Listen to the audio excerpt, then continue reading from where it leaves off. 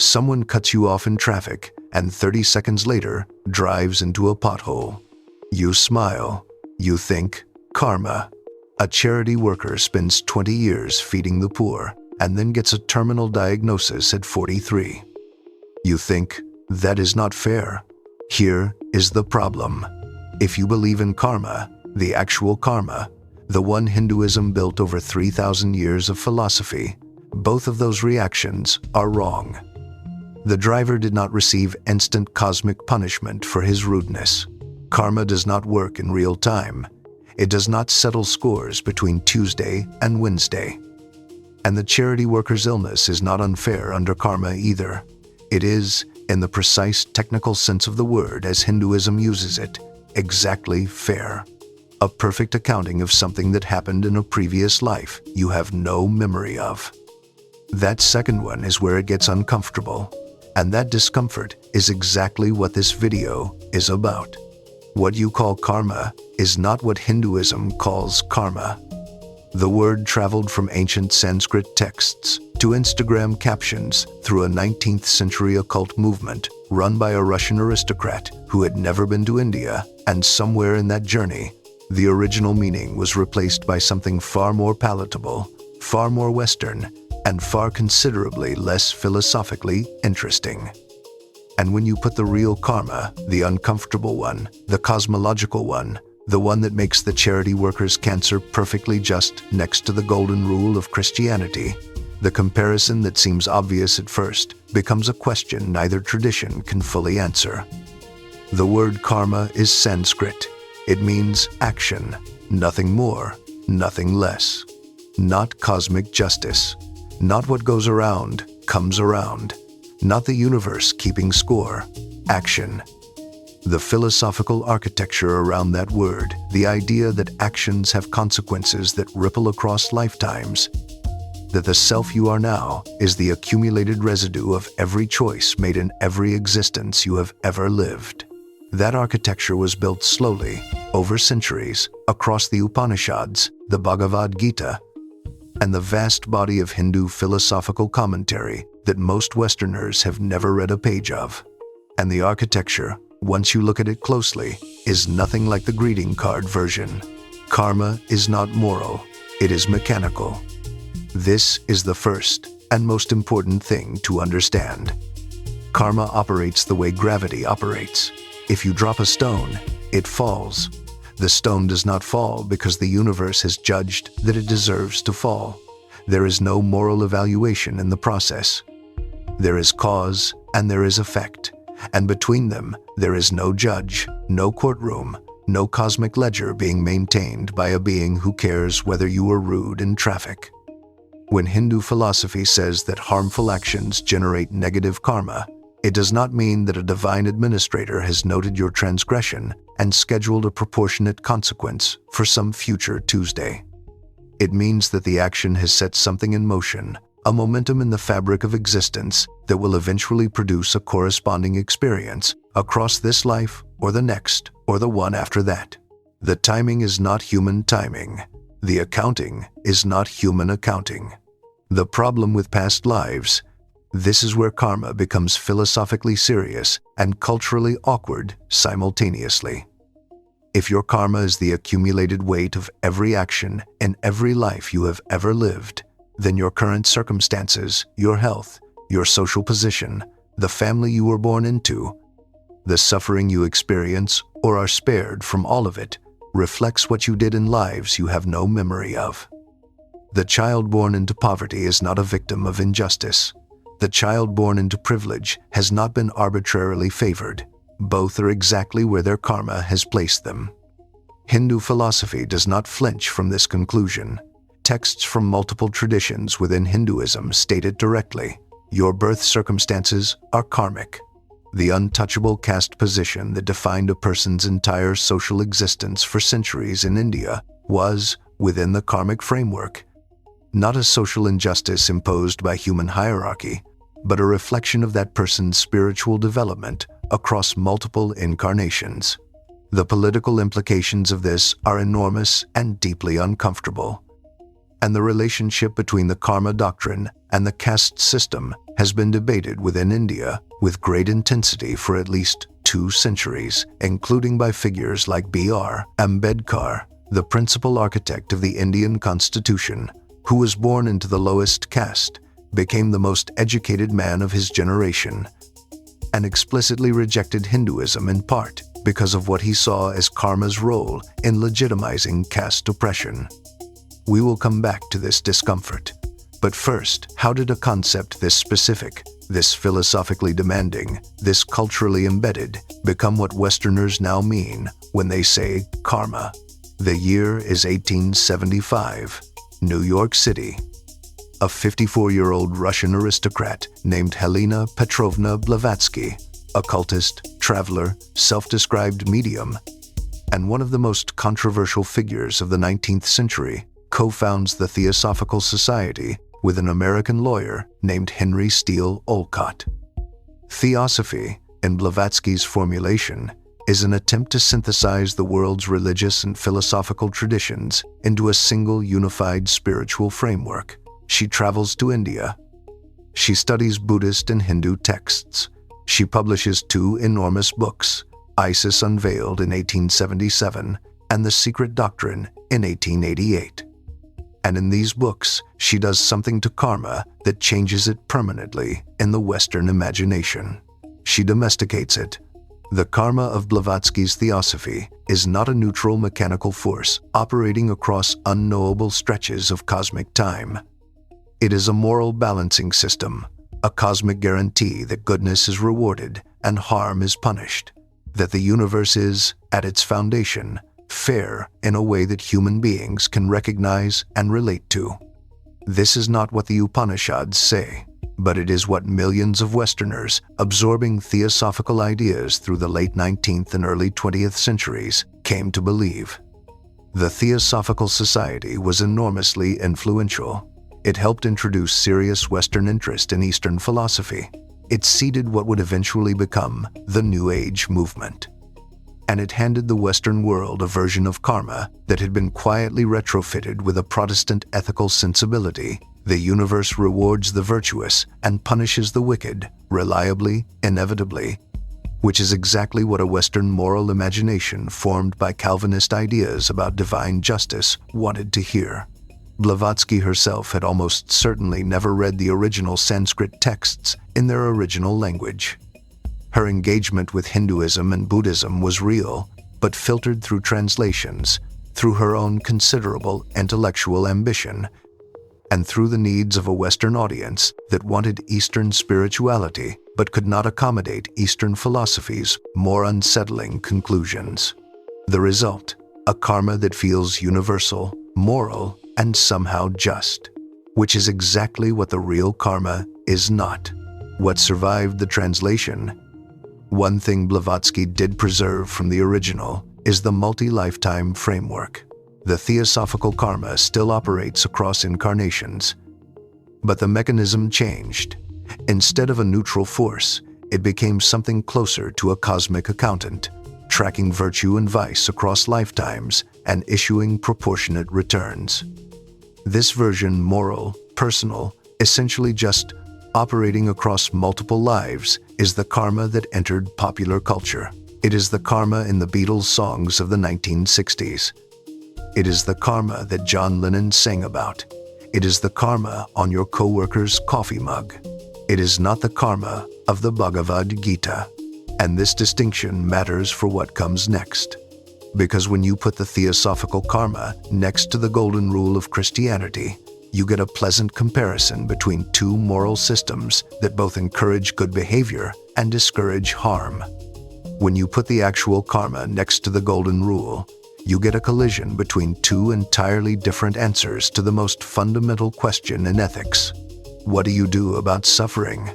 Do unto others as you would have them do unto you. Matthew 7, verse 12. Jesus, in the Sermon on the Mount, the most quoted ethical principle in Western civilization. And like karma, it has been simplified into something that erases what is most interesting about it. The problem of projection. The standard reading of the Golden Rule treats it as essentially straightforward. Figure out how you want to be treated. and treat others the same way. But this contains a significant philosophical assumption that what you want is a reliable guide to what others want. It is not. A person who loves physical touch expresses affection through hugs. A person who needs personal space experiences those hugs as an intrusion. Both people, following the golden rule as commonly understood, would impose their own preference on the other person and call it golden. The philosopher George Bernard Shaw noted this with characteristic sharpness. Do not do unto others as you would have them do unto you. Their tastes may differ. This is not a minor quibble. It points to something significant about the Golden Rule's architecture. It is a rule about empathy, but it assumes that empathy is straightforward, that imagining yourself in another's position automatically generates accurate knowledge of what that person needs.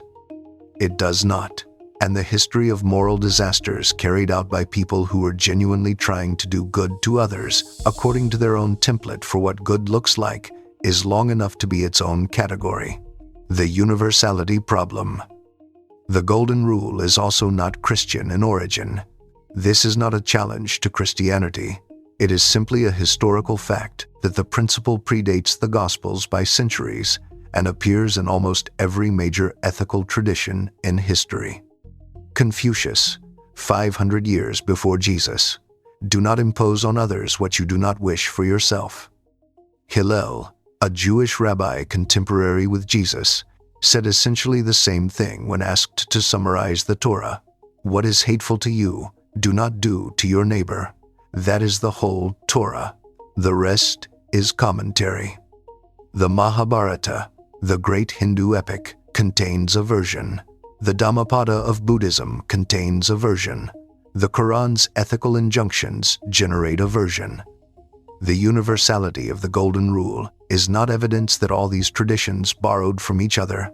It is evidence that when human beings think seriously about ethics from almost any starting point, they arrive at something like reciprocity as a foundational principle, which raises an uncomfortable question. If the Golden Rule is everywhere, what is specifically Christian about the Christian version? The answer is the framework around it. The Golden Rule in Matthew appears within a theological context in which love, not merely fair exchange, but active, self-giving, enemy including love, is the governing principle.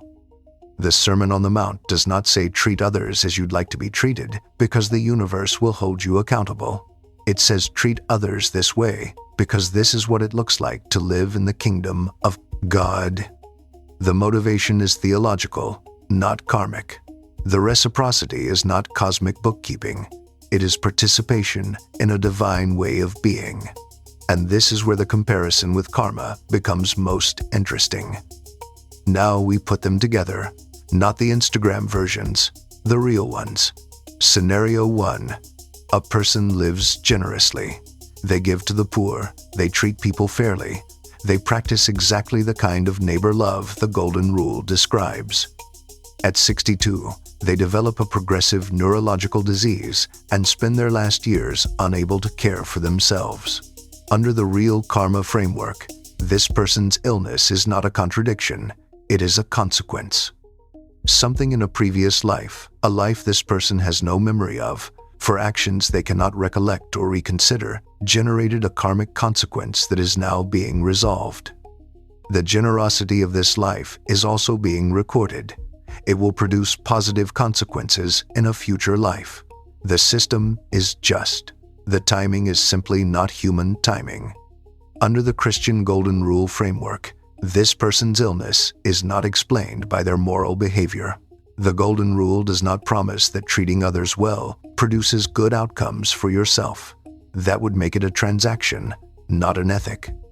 The Christian tradition acknowledges the suffering of the righteous as a genuine problem. The entire book of Job is nothing but that problem, stated in its most extreme form. And the answer Job receives is not a philosophical resolution, but a divine encounter that exceeds the question. The karma framework offers an explanation for suffering. The Christian framework offers a presence within it. Neither offers a solution. Scenario 2. A child is born into severe poverty, malnutrition, limited education, no access to health care. Under real karma, this child is where their karma placed them. Their circumstances reflect their spiritual development across previous incarnations. To intervene to help is theologically complex. Some Hindu thinkers have argued that alleviating someone's karmic circumstances interferes with their karmic process. Others argue strongly against this interpretation. The debate is genuine and unresolved within Hinduism itself. Under the Golden Rule, this child deserves to be treated as you would want to be treated. The ethical obligation to help is direct and unconditional. Your responsibility does not depend on the child's history, deserved or otherwise. Here, the two systems produce meaningfully different moral imperatives. The karma framework asks you to consider whether intervention respects the cosmic process. The Golden Rule asks you to intervene, full stop. The deep difference. What this comparison reveals is not that one system is right and one is wrong. It reveals that they are answering different questions. Karma is primarily a cosmological claim. It describes how the universe works. Its ethical implications are secondary, the consequence of a metaphysical framework, not the starting point. The Golden Rule is primarily an ethical claim. It describes how you should behave. Its metaphysical implications are secondary, embedded in the theological context that motivates it, but not essential to the principle itself. You can follow the Golden Rule without any particular cosmological belief. You cannot practice karma as Hinduism understands it without accepting a specific cosmological framework, multiple lives, a mechanism of causal continuity across those lives, and an account of selfhood that is radically different from what Western philosophy typically assumes. The comparison that seems obvious, both systems encourage treating others well, is actually a comparison between a complete cosmological architecture and a single ethical principle extracted from a different, complete theological architecture. They agree on the surface. They disagree about everything underneath. The philosopher Derek Parfit spent the better part of his career thinking about personal identity across time. His conclusion, arrived at through purely secular philosophical argument, was startlingly close to a Buddhist insight. The self is not a stable, continuous entity. It is a series of connected but distinct mental states, each causally producing the next. If Parfit is right, then the self who committed the action in a previous life that generates your current karmic circumstances is not, in any philosophically rigorous sense, you. It is a different configuration of consciousness connected to your current configuration by a chain of causal relationships, but not the same person. This creates a problem for karma's justice claim. If the person who acted is not the same person who suffers the consequence, in what sense is the consequence just? Hindu philosophy has responses to this. They are sophisticated and varied across different schools, but none of them entirely dissolve the problem they relocate it. The same type of problem appears in the Christian framework from a different angle. If you are obligated to treat others as you would want to be treated, but your wants are shaped by your culture, your psychology, your privilege, your fears, then the Golden Rule is not as universal as it appears. It is a rule filtered through the particular subjectivity of the person applying it. The tradition's response is that love specifically, the self-emptying love that Christian theology calls times agape times, transcends subjective preference. It is not about projecting your wants onto others. It is about genuinely attending to the other person's actual needs and responding to those. But this requires a quality of attention and self-transcendence that the rule itself does not supply. It assumes a capacity for genuine empathy that human beings demonstrably do not always possess. Both systems, at their limits, are pointing at something they cannot fully deliver. Karma points at a justice that transcends human timescales and human memory, a perfect accounting that cannot be gamed, cannot be escaped, cannot be deflected by wealth or charm or luck. The Golden Rule points at a love that transcends self-interest, a way of engaging with other people that is not conditional on reciprocity, not dependent on calculating consequences, not filtered through your own preferences. Both of these are extraordinary moral aspirations. Both of them exceed what most human beings, on most days, are capable of. And neither tradition, if it is honest, claims otherwise. The person who coined "karma's going to get you" was not a Hindu philosopher. The person who reduced the golden rule to a bumper sticker was not reading the Sermon on the Mount. Both concepts have been extracted from their original contexts, stripped of their most demanding implications, and turned into something easier to repeat and harder to argue with. The real karma asks you to accept that a child's suffering is just because justice operates across a time frame you cannot perceive, through a mechanism of selfhood you cannot remember, for reasons you have no access to. That is not comforting. That is a demand on your metaphysical commitments. The real golden rule asks you to love your enemies, to extend the same consideration you give yourself to the person who has wronged you, the stranger whose circumstances are incomprehensible to you, the child born on the other side of the world whose needs have nothing to do with your immediate life. That is not easy. That is a demand on your character. Both stripped-down versions let you feel moral without requiring much of you. The original versions require everything. Whether the universe actually runs on karma is a question this video cannot answer.